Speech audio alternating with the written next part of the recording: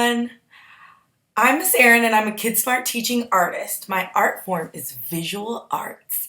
Today we're going to make a condiment still life. A still life is a picture of objects that cannot move.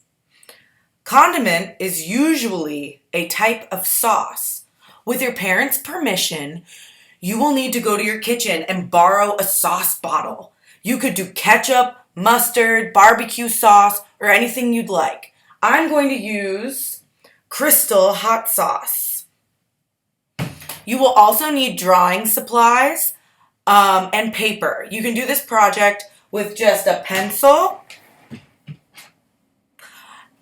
But if you have crayons, colored pencils, or markers, you can use those to add color.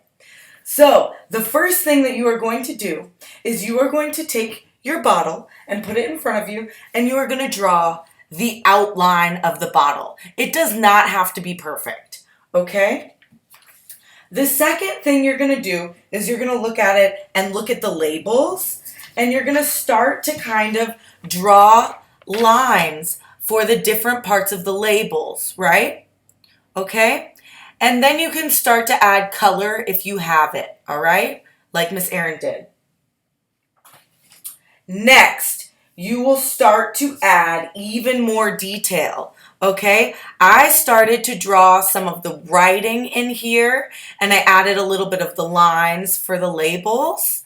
And then what I did is I put my bottle on a table, and I drew the line for the background, and I started to draw the background however I wanted. I like to draw stripes in the background. I think it looks really nice. And then I kind of drew horizontally and shaded at the bottom.